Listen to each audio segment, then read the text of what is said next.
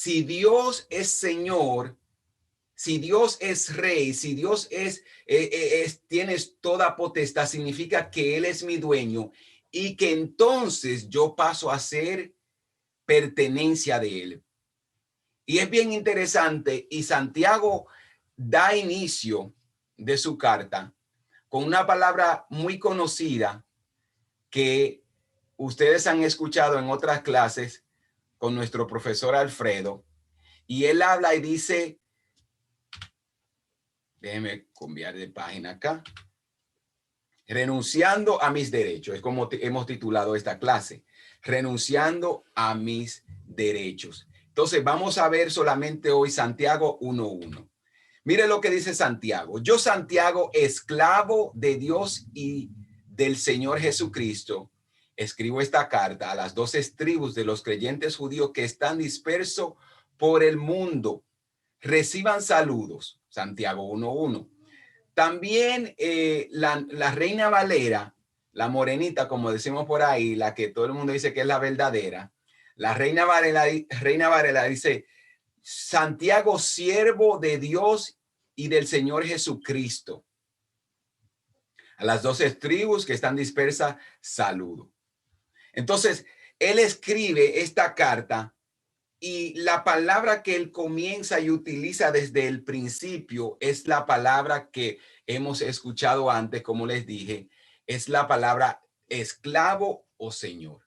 Entonces, Santiago, cuando habla de esto y cuando comienza a hablar de esto, tenemos que entender que esto era una manera de él introducirse y él estaba reconociendo a su Señor, a Jesucristo como su Dios y como su Señor.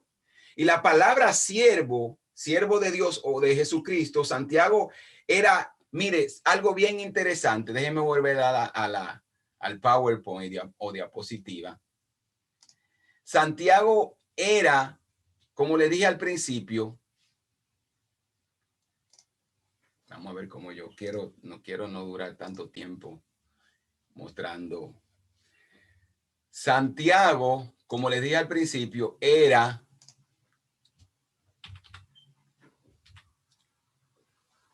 él no se proclamó a sí mismo medio hermano de Jesucristo, aunque él era hermano. Santiago era hijo de María. Entonces, él no se proclama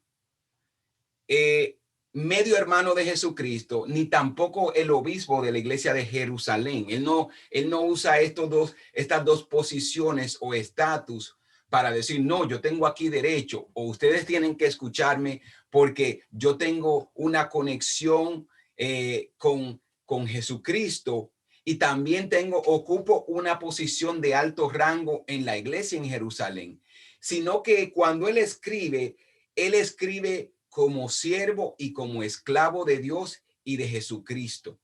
Entonces, él no tomó sus posiciones para resaltarse a él, para resaltar su posición, para resaltar quién él era, sino para reconocer quién era su dueño. Y es por eso que él empieza escribiendo, dice, soy siervo de Dios y de Jesucristo. Esas son las palabras que él usa y él no se proclama a sí mismo, como les dije, como hermano, sino como siervo. Santiago establece que Jesús no solamente era su hermano, sino que también era su dueño. Mire qué interesante. Es como, por ejemplo, la pastora y yo hablábamos de esto y decíamos que muchas veces hay personas que, aunque en los gobiernos de nuestros países, si ellos tienen una persona que está conectada al gobierno o que tiene una posición de militar, ellos dicen, yo soy hijo del teniente, o yo soy hijo del senador, o yo soy hijo del diputado, y ellos se aprovechan de esa conexión o esa relación para como quien dice, hacer lo que ellos quieran hacer y que no se le aplique la ley a ellos. Entonces, algo que tenemos que ver, que en la Biblia Santiago no toma posesión de esos derechos de hermano, ni tampoco como obispo al principio de escribir la carta, sino que él dice, yo soy simplemente un siervo del Señor y de Jesucristo. Entonces, él se dice a sí mismo, yo soy esta persona, pero vengo a ustedes como siervo, como esclavo, para que ustedes sepan quién soy yo. Mire qué interesante, que no solamente Santiago se consideró siervo o esclavo, sino que también Pablo, Pedro y Judas. Cuando ellos escriben, ellos usan esta misma palabra para describir su posición. Ellos se describen como un esclavo o como un siervo. La palabra esclavo o siervo tenía el mismo tiene el mismo significado en este caso. Entonces, ellos escriben aún siendo apóstoles y Pablo, por ejemplo, usó la palabra apóstol al inicio de otros escritos, pero es interesante que él también se veía como esclavo de Cristo, como siervo de Cristo. Judas también hace lo mismo y Judas también era medio hermano de Santiago. Entonces, ellos, aunque tenían una posición y tenían una relación personal con Cristo, ellos no utilizaron esto para gloriarse a sí mismo, para aprovecharse de su posición y de su relación, sino que ellos se estaban nombrando siervo. Entonces, la palabra siervo, cada vez que uso esta palabra me recuerdo del profesor, es la palabra doulos. Es un esclavo, es un siervo que está en constante servidumbre hacia otro, hacia su jefe, hacia su señor. Ustedes todos dijeron que han confesado que Jesucristo es su Señor, que Jesucristo es Dios, que Jesucristo merece todo el honor, toda la potestad, porque Él es Dios y porque Él es dueño de nuestra vida. Pero aquí vemos lo que en realidad significaba esta palabra. Estaba en constante servidumbre, en constante servicio a su amo o a su dueño o su señor. Y esto es algo que tenemos que ver y resaltar de Santiago, porque él dice, Jesucristo es mi Señor, Jesucristo es mi dueño. Y mire qué interesante que él viene con la mayor humildad a presentar lo que es la carta que él va a traer o los escritos. Él se introduce como un simple siervo. Él no dice, yo no soy hermano, yo no soy obispo, yo soy un simple siervo de Jesucristo. Y esto es algo que nosotros tenemos que entender. Entonces, todos los apóstoles se consideraban y consideraron a Jesucristo como su Señor. Esto significa que ellos habían rendido su voluntad, su derecho. Por eso hemos titulado esta clase Renunciando a mis derechos, porque ya hemos renunciado a nuestros derechos. Y esto es lo que esta palabra nos está confrontando y lo que esta clase quiere resaltar. Pastor, ¿y qué significa que yo no tengo derecho? Que yo no tengo derecho de tomar decisiones para mí mismo. Sí y no. Cuando se trata de lo que tú te vas a comer hoy, cuando se trata de lo que tú te vas a vestir, y hasta entonces, y voy a cerrar, y hasta este punto, como les decía, y hasta este momento, pudiéramos decir que hasta en eso nosotros deberíamos tener cuidado en qué yo voy a comer, en qué yo voy a vestir, porque ya yo no me pertenezco, sino lo que mi Señor, mi amo, mi dueño, ahora me dice que haga.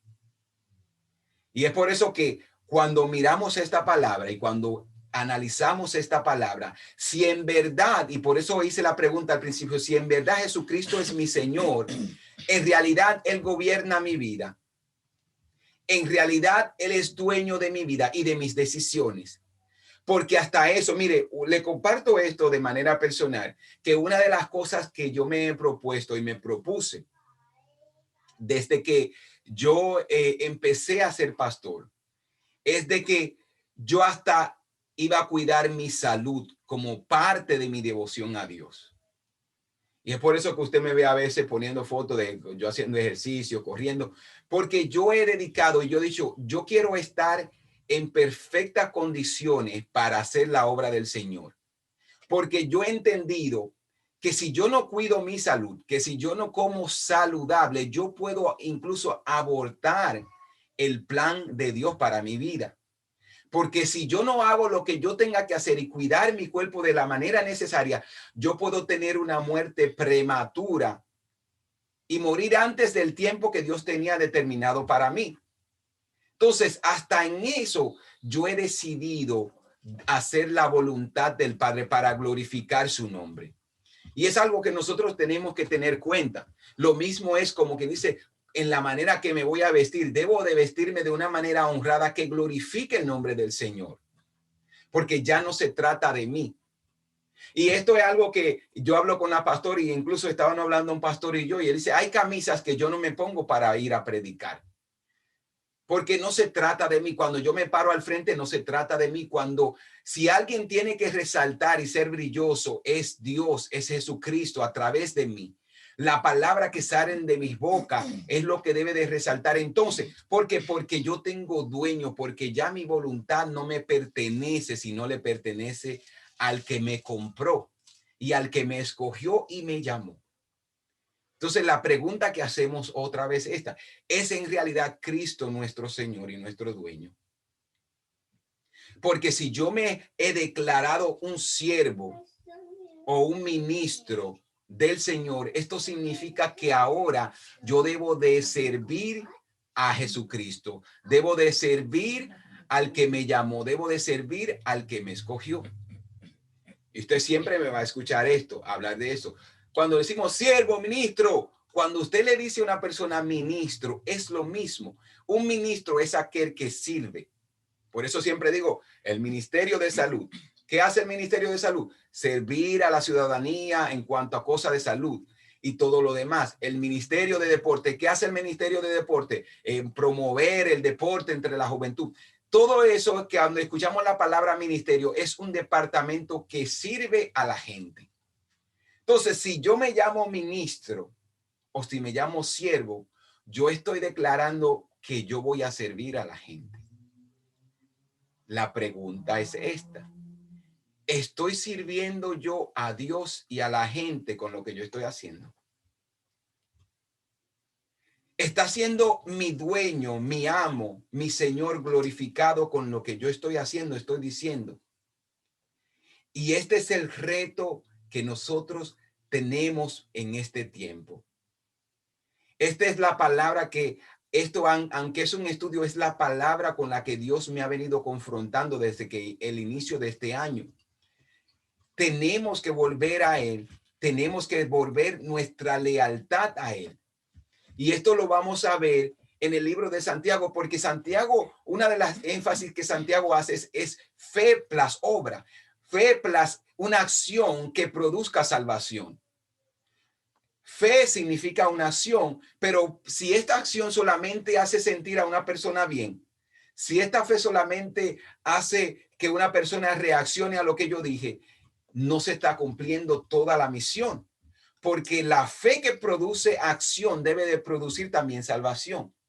Ese acto de fe que yo hago, ese acto de fe que yo hago para glorificar a Dios debe producir que otros vengan, que otros se acerquen y que otros sean salvos. Vamos a seguir con la clase, que el pastor a veces se emociona. Entonces, mi gente, seguimos acá.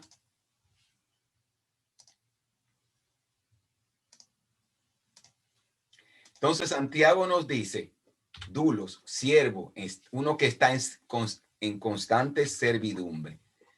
Mire lo que significa ser, ¿qué significa ser esclavo en el sentido bíblico o ser siervo? Tenemos 4 perspectivas y no de la clase del martes, sino de la clase de esta noche. La primera es, el siervo es propiedad exclusiva. El siervo es propiedad exclusiva de su dueño. Entonces, los esclavos eran propiedad de su amo, como Pablo les dice a los creyentes. Mire lo que dice Primera de Corintios 6, 19 y 20. Ustedes no son sus propios dueños, fueron comprados con un precio. Ustedes fueron comprados con un precio. Como puedes notar, los cristianos no existen en este mundo autónomo. Usted no es su propio dueño. Usted no hace lo que usted quiera. Usted no tiene su autonomía personal, sino usted ahora le pertenece a Dios. Usted vive con una regla, no con sus reglas, sino con las reglas del cielo. Nosotros no somos los dueños de nuestro destino, ni los capitanes de nuestra alma. Como dice Pablo, fuimos comprados con un precio, por lo que le pertenecemos a aquel que ha pagado el precio por nosotros. Por lo tanto, Pablo dice, ya habéis sido comprado, honren, mire lo que dice el 20, ya que habéis sido comprado por precio, honren con su cuerpo a Dios. Primera de Corintios 6:20. Aquí nada más aparece en la pantalla el 19, pero el 20 dice, honren con sus cuerpos a Dios. Mire qué interesante. Él está diciendo, ustedes ahora que han aceptado la fe y que ya ustedes han sido comprados, ¿cómo yo puedo honrar a Dios? Porque hay gente que dicen, ellos honran a Dios, pero en lo secreto, pero uno no sabe lo que ellos está haciendo. Pablo está diciendo, con tu cuerpo, con tu manera de vivir, con lo que tú haces, tú vas a honrar a Dios y tú vas a mostrarle al mundo que tú tienes propiedad. Entonces, somos propiedad inclusiva. Eso implica sumisión completa. Si perteneces a Cristo, si el Señor es dueño de nosotros, entonces Él debe gobernar nuestra vida, nuestra voluntad, y no nosotros a nosotros mismos. Y tenemos que amar a nuestro amo. Tenemos que amar a nuestro amo. Entonces, estamos llamados. Somos exclusivamente de Dios. Somos exclusivamente de Dios. ¿Qué significa esto? Que usted es exclusivo. Que ahora usted está reservado para hacer las obras del que te llamó. Y entienda algo. La palabra de Dios dice que los perdidos van a ser como la arena del mar. Imagínese y recuérdese siempre esto, que entre los millones de personas que hay en esta tierra, Dios lo escogió a usted y me escogió a mí. Él podía haber escogido a otra persona, pero no escogió a nosotros. Entonces nosotros somos exclusivos en lo que hacemos y lo que decimos y cómo vivimos para honra y gloria de nuestro Señor que nos salvó. Entonces usted es propiedad exclusiva y usted no se puede vender de una manera barata.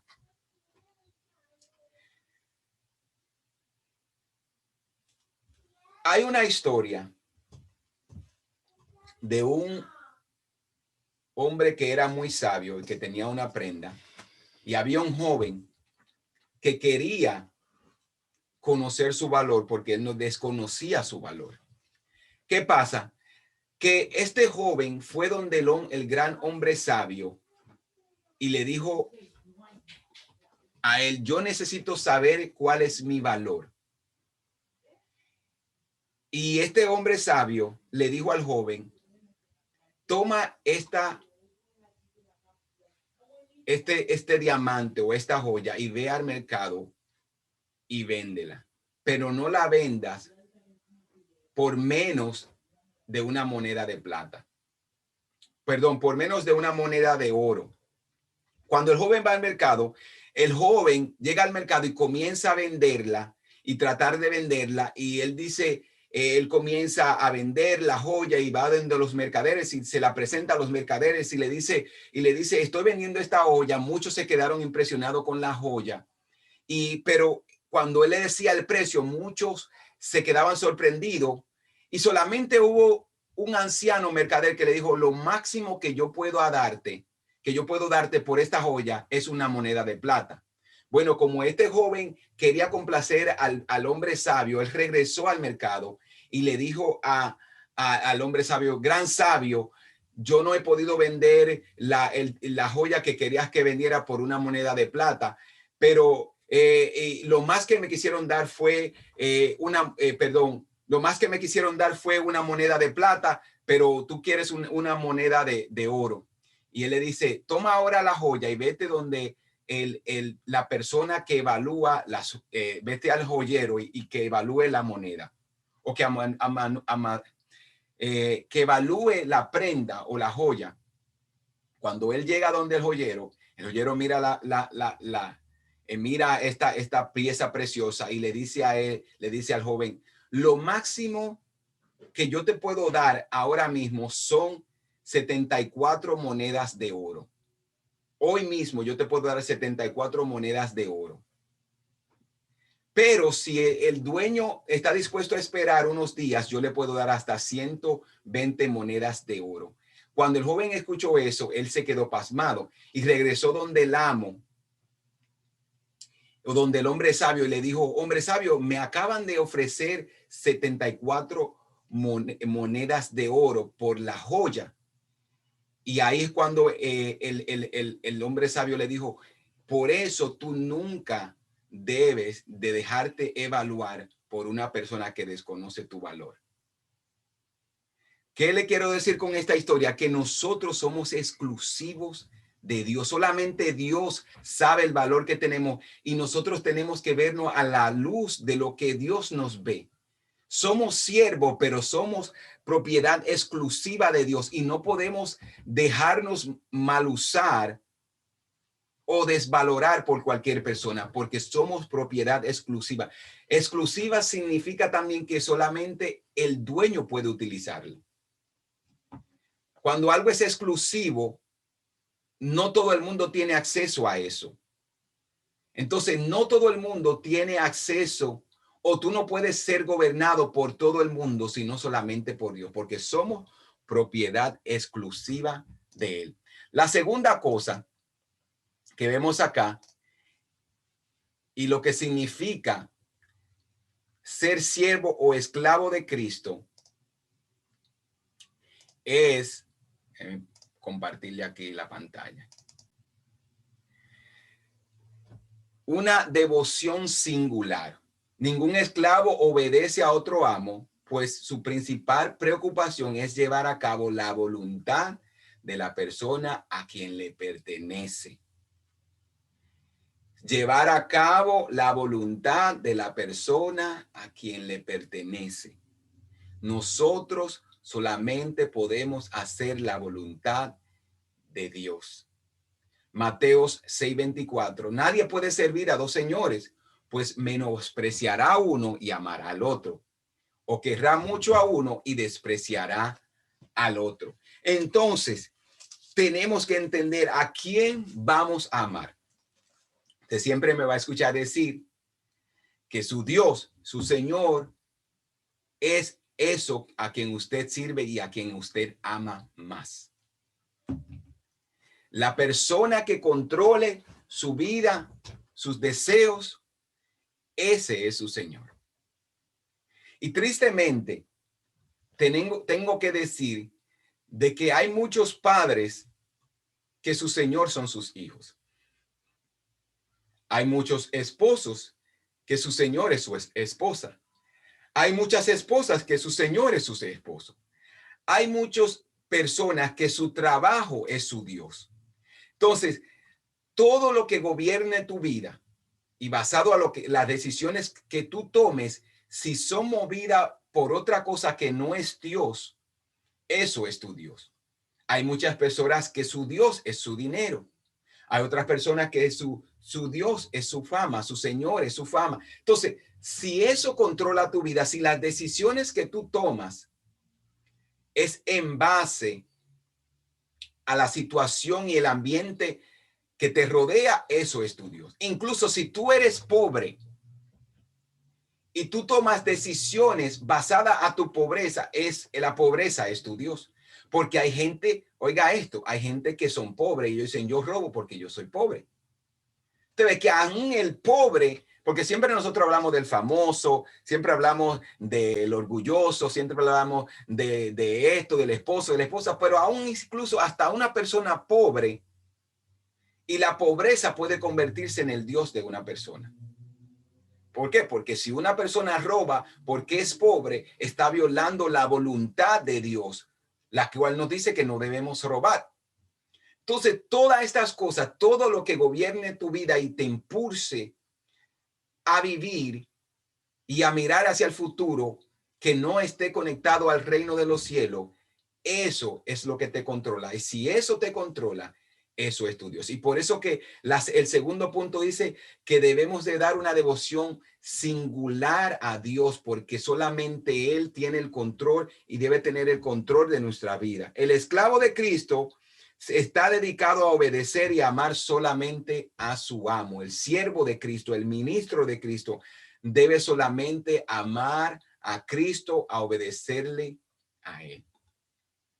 Entonces, tenemos que tener cuidado con esto cuando hablamos y cuando hablamos de ser siervo, de que Dios es nuestro Señor, debemos de analizar. Y yo sé que quizá con este tema algunos de ustedes están pensando, pastor, pero tenemos que trabajar, tenemos que vivir. Sí tenemos que trabajar, sí tenemos que vivir, sí tenemos que pagar renta, sí tenemos que hacer cosas, pero el motivo principal que me hace levantarme en las mañanas no debe de ser mi trabajo, sino la oportunidad de que Dios me da un día más para mostrar su amor y para ayudar a otros a conocer de Él.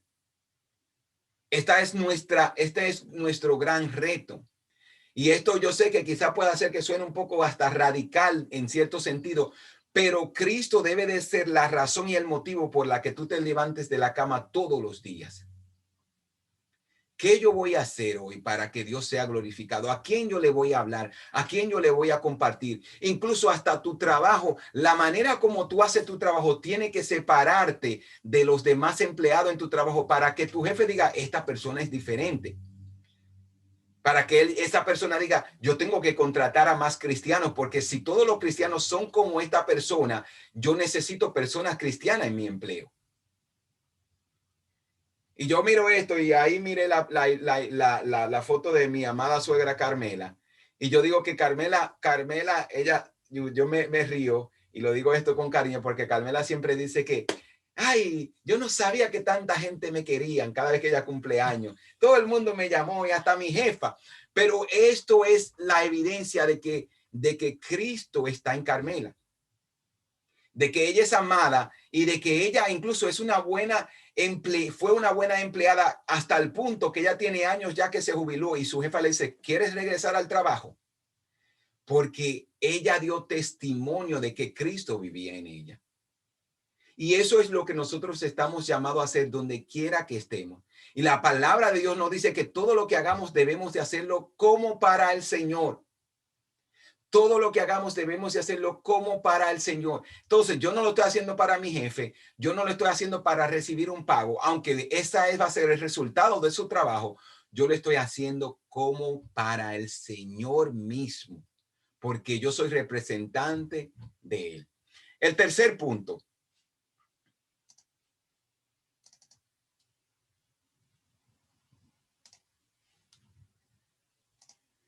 Tercer punto dice. Tercer, total dependencia de Él. Total dependencia de Él. Un esclavo demuestra total dependencia de su amo, o un siervo muestra total dependencia de su amo para la provisión de sus necesidades básicas de la vida. De la misma manera, el cristiano debe depender humildemente por completo de nuestro maestro. Mire qué interesante. Y ahí tenemos Mateo 5:3 y Primera de Pedro 4:11. Total dependencia de Él. Total dependencia de Él. Siempre voy a decir esto, cada vez que me encuentro con la palabra humildad o humildemente, humildad no es ser pobre, no es ser un mendigo, no es vivir en un barrio pobre, no vivir en una casa chiquita que se te está mojando. Nada de esto es humildad. Humildad en la Biblia, en relación a nuestro Señor Jesucristo, en nuestro diario vivir y nuestro estilo de vida, humildad significa total dependencia de Cristo. Cuando yo vengo humildemente, yo le estoy diciendo, Señor, yo dependo de ti. Mi progreso, Lo que yo puedo obtener, conseguir en la vida, depende de lo que tú me des. Entonces, yo tengo que depender en total dependencia de Él para mis provisiones, para mis necesidades. Entonces, yo tengo que entender esto y yo tengo que vivir de una manera que muestre esto. Perdón, ya me iba a brincar al último punto. Total dependencia de Él. Así es. Entonces, total dependencia de Cristo significa que yo voy a depender de Él. Que yo no voy a resolver las cosas a mi manera ni como yo quiera, sino como Cristo me indica que yo debo de hacer. Total dependencia significa que yo voy a esperar en Él. Total dependencia significa que lo que yo necesito, yo voy a creer que Él me lo va a dar. ¿Usted cree que Dios puede darle lo que usted necesita? Lo interesante de esto, mire, es que en realidad las personas, nosotros lo que vivimos en los Estados Unidos no tenemos necesidades.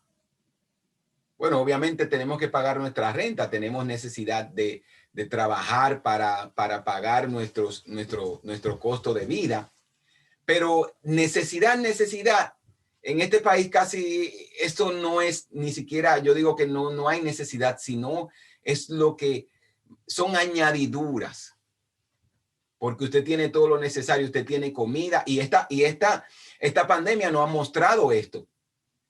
Tenemos comida, tenemos un techo, tenemos ropa que ni siquiera ahora mismo ropa que ni siquiera no podemos poner.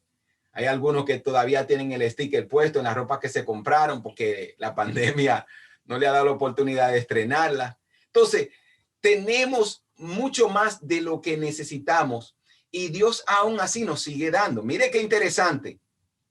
Tenemos todo lo que necesitamos y Dios aún nos sigue dando. Entonces, debemos de depender de Él. Debemos de entender que si la puerta no se abre es porque Dios no quiso.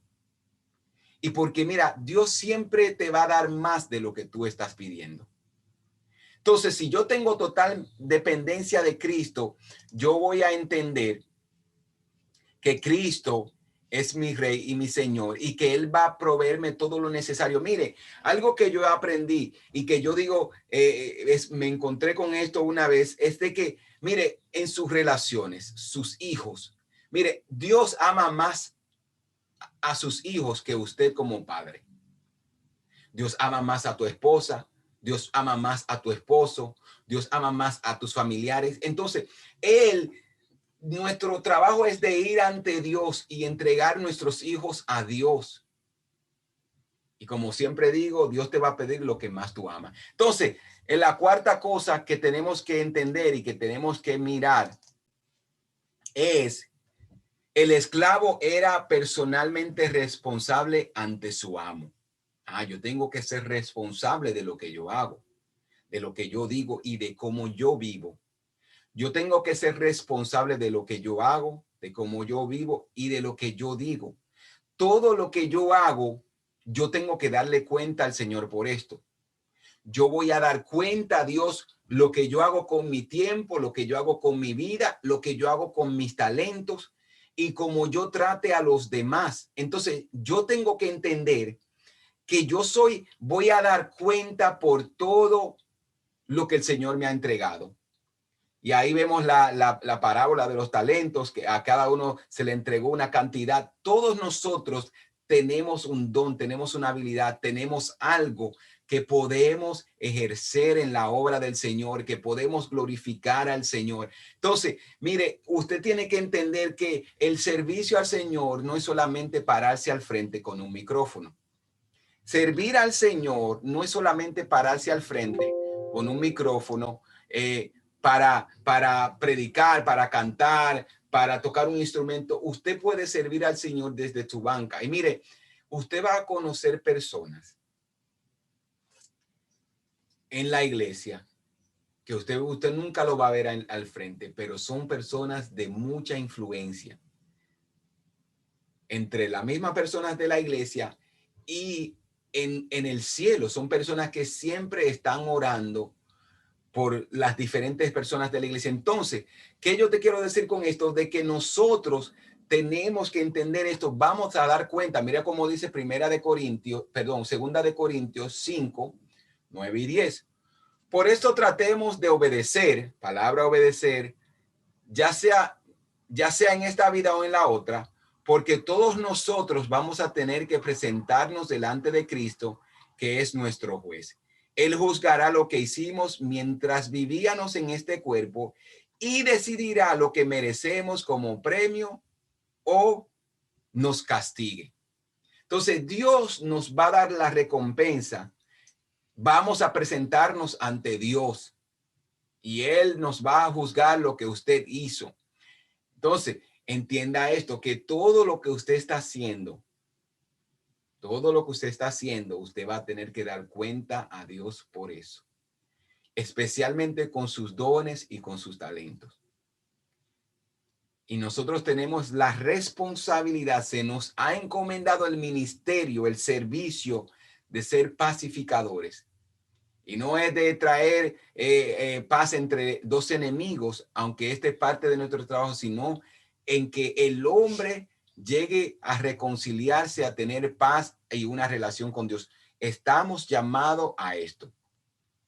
Y esta es la cuarta cosa, que somos responsables por lo que se nos ha entregado, porque Dios nos va a pedir cuenta. Entonces usted y yo somos responsables de esto.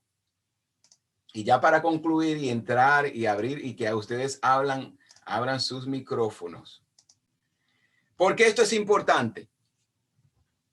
Porque la única manera que podemos aceptar la invitación a ser partícipe del servicio en Cristo es tomando forma de siervo o esclavo. Tomando forma de siervo o esclavo. Entonces, somos llamados a servir, somos llamados a hacer la voluntad de Dios, somos llamados a hacer lo que Dios quiere que hagamos. Y esto es, mire lo que dice Lucas 14:26. Dice, si quiere ser mi discípulo, si usted quiere, mire qué interesante, si usted quiere, usted no está obligado, si usted quiere. Por eso es que cuando Jesucristo, mira, si usted se da cuenta, Jesucristo siempre invitaba a la gente. Vengan los que están cansados y cargados. Si tú quieres, ven, acércate, recibe. Entonces, siempre era una invitación voluntaria, no obligatoria. Si tú quieres ser mi discípulo, debes de aborrecer o renunciar a tus derechos. Si quieres ser mi discípulo, debes de aborrecer a los demás o renunciar a la posición o tu relación con los demás. Y mira, y él sigue diciendo, Lucas 14:26, debes de aborrecer a tu padre y a tu madre, a tu esposa, a tu hijo, a tu hermano, a tu hermana, si hasta tu propia vida. De lo contrario, tú no puedes ser mi discípulo. Ahora, la pregunta ya para concluir, basado a lo que estamos mirando aquí, y como Jesucristo dice, si tú quieres ser mis discípulos, tienes que aborrecer. ¿Qué en realidad lo que Cristo nos estaba preguntando? ¿O qué es lo que significa este texto bíblico? ¿Qué es el reto? ¿Cuál es la enseñanza? ¿Cuál es la confrontación que Dios nos está haciendo cuando Él nos dice, debes de aborrecer a tu padre, a tu madre, a tu esposa, a tu hijo, a tu hermano y hasta tu propia vida? ¿Cuál era la enseñanza o qué es lo que Jesucristo nos está diciendo? Me gustaría escuchar sus comentarios del texto bíblico, de este texto de Lucas. Déjenme ponerlo, a ver si lo puedo poner acá para que ustedes lo vean. Bueno, pero déjenme leérselo otra vez. Así usted no lo tiene que buscar. Si quieren ser mis discípulos, deben de aborrecer a los demás, a tu padre, a tu madre, a tu esposa e hijos, hermanos y hermanas. Sí, y hasta tu propia vida. De lo contrario, no puede ser mi discípulo. Abran su micrófono y compartan ahora. Alguien yo creo que tiene el micrófono abierto. Camila. pastor. ¿Me escucha? Sí, Ok, ¿usted quiere que yo le conteste la pregunta? por favor. Basado Ok. en el texto de Lucas 14:26. Mi entendimiento, aborrece a tu padre y a tu madre, aborrécelo a todo. Hay que vivir en pos de Jesucristo. Hay que servirle a Él primero que a todo. Hay que ponerlo a Él por encima de todo. Para mí eso es lo que significa, pastor. Amén. Él tiene que ser primero en todo. Primero que mi papá, que mi mamá, que mi esposo, que mis hijos, que todo, que mi trabajo. Él tiene que ser lo principal, lo más importante en mi vida. Amén. Y tengo que dejar de vivir yo para vivir, para que Cristo viva en mí.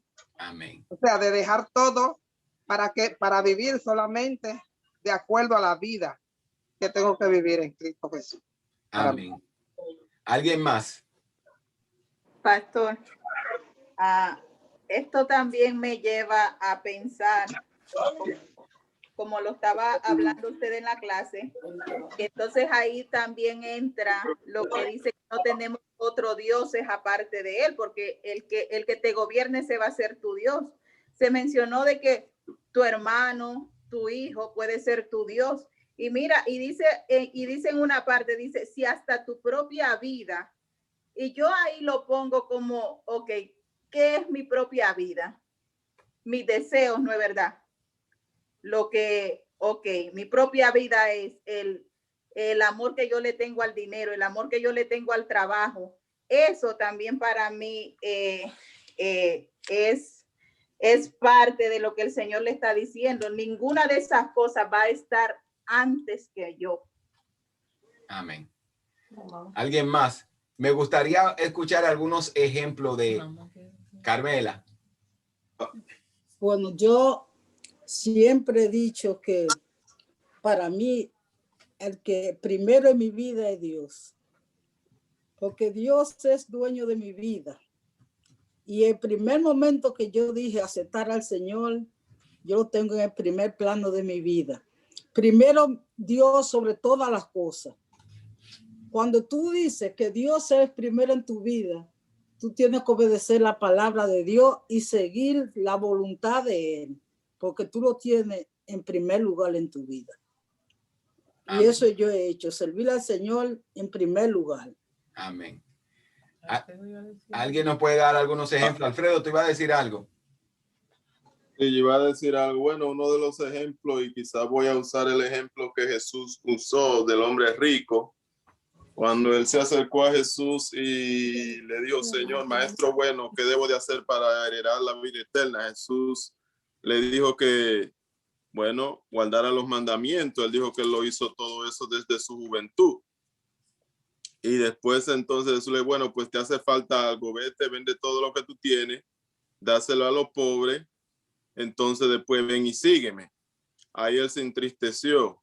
Y entonces cuando él dio la vuelta, Jesús le dijo a él, que dijo después a los que estaban ahí, cuán difícil es que un rico entre en el reino de los cielos, no porque era rico, pero era por lo que estaba en su corazón, porque mucha gente han usado ese comentario para decir de que no, Jesús lo que quería probar, y si no después le decía, ven y sígueme. No, Jesús se lo dijo porque había algo en su corazón y la riqueza ocupaba el primer lugar. Entonces, lo que Jesús está tratando de decir en esto, sobre todas las cosas, que incluso creo que ahí es donde también usa parte de los versículos que leíste, el que no deja padre, madre por mi causa no es digno de mí. Es decir, que seguir a Jesucristo va a costar un sacrificio, va a costar todo. En otras palabras, va a venir costando un Isaac, en otras palabras, la promesa. Y eso es un sacrificio donde nosotros debemos de entregar todo. Y en todo esto es una manera donde nosotros mostramos nuestra, ¿qué palabra quiero usar? Donde nosotros mostramos nuestra integridad, fidelidad, de que verdaderamente nosotros le amamos. Uno puede decir muchas cosas, pero al final del día siempre Dios conoce los corazones y Él sabe verdaderamente, y Dios siempre nos va a probar en el área donde Él sabe que nosotros somos débiles o estamos fallando, porque al final del día es asegurarnos de que nosotros, aún a pesar de todo, le vamos a servir a Él, le vamos a dar el primer lugar, y Él siempre debería de ser el primero en nuestras vidas. Amén. Así es. Y algo que siempre, un ejemplo que siempre nosotros utilizamos, la pastora y yo, es de que una vez se nos ofreció entrar a nuestros niños en una escuela, pero para esto nosotros teníamos que llenar una aplicación donde decían que nosotros, que la pastora y yo no vivíamos juntos por nuestro ingreso en ese entonces. Y cuando usted mira todo esto, estas son las cosas donde nosotros vamos, donde en realidad vamos a ser probados. ¿Voy yo a ser fiel a Dios y íntegro, o voy a hablar mentira porque puedo obtener un beneficio? Perdón. ¿Voy yo a complacer a mi esposa y voy a traicionar a Dios, o voy a amar yo más a Dios? Adán, ¿vas a escuchar lo que Dios, las instrucciones de Dios, o vas a complacer a Eva? Esa es lo que Jesucristo nos está diciendo. Y eso es asumir una posición de siervo. Es de que la voluntad, lo que yo quiero, ya no se trata de mí. Por eso Pablo dice en Gálatas, dice, con Cristo estoy juntamente crucificado, y ya no vivo yo, mas vive Cristo en mí. Entonces, yo tengo que dejar de vivir lo mismo que Jesucristo dice, aunque me cueste mi propia vida. Y puede ser que no te cueste tu propia vida física, pero tu voluntad y tus deseos ya no van de acuerdo a lo que tú quieres, sino a lo que Dios quiere. Que aun cuando tú te puedas defender quizá de una acusación injusta y de un maltrato injusto, tú te quedas callado porque dices, yo mejor lo voy a hacer así porque soy cristiano. Entonces, eso es lo que implica, tú sabes, renunciar a todo, ser siervo, renunciar a nuestra voluntad, vivir para Cristo, amarle a Él. Y mire, algo que usted tiene que entender, que la palabra esclavo quizás ya no tiene mucho significado para nosotros porque no vivimos en un tiempo de la esclavitud. Pero en ese tiempo sí habían esclavos, sí habían siervos, y habían personas que tenían dueño. Y es por eso que se escribe de esta misma manera, porque las personas de ese entonces entendían exactamente lo que significaba ser siervo, o la palabra dulos, o la palabra esclavo, porque vivían personas entre ellos que eran así. Y ya no tenían voluntad, sino tenían que vivir. Mire, un dueño podía hasta matar a un esclavo y era como algo, como una pertenencia. Entonces, ¿qué te quiero decir eso? Puede ser que te cueste tu propia vida, pero es tu voluntad, los deseos que tú tenías, tus sueños que tú tenías, el futuro que tú anhelabas. Cuando tú te encuentras con Cristo, tú renuncias a esto. Y mira, y ser esclavo, al contemplar estas características, espero que no pienses en la esclavitud como algo malo y como un trabajo que es, o de un dueño que es abusivo en una relación, que es una relación abusiva, que es una relación forzada o por miedo, sino es una relación por amor. Tú rindes tu voluntad propia por amor. Pero lo que más me gusta de todo esto es que yo rindo mi voluntad. ¿Sabe por qué yo rindo mi voluntad? Y porque nos conviene rendir nuestra voluntad y convertirnos en siervo. Porque como dice Romanos 12:2, que la voluntad de Dios es perfecta, es agradable, es buena, agradable y perfecta para mí. Entonces, oiga esto, yo voy a rendir mi voluntad, lo que yo quería hacer, por la de Dios, pero aunque yo rindo mi voluntad, lo que yo quería para mí, yo entiendo que la voluntad que Dios tiene para mí es buena, es agradable y es perfecta. es buena, es agradable y es perfecta. Como siempre yo digo, yo oro ante Dios, yo le presento a Dios mis peticiones, pero al final del día yo le digo, Señor, que se haga tu voluntad y no la mía. Porque mire, la voluntad de Dios siempre da más. Dios siempre da más de lo que nosotros le pedimos. Dios siempre nos concede más de lo que nosotros necesitamos. Y aún después de la muerte vamos a recibir la vida eterna. ¿Qué más nosotros podemos necesitar? Entonces, yo soy siervo porque mi Señor me ama y porque Él me mostró ya con un acto de sacrificio y de muerte que Él me amaba tanto que estuvo dispuesto a dar su vida por mí. Entonces ahora yo le sirvo al Señor por amor, porque su voluntad es buena, es agradable y es perfecta. Mire, terminamos exactamente a la hora precisada. Comentarios, anécdotas.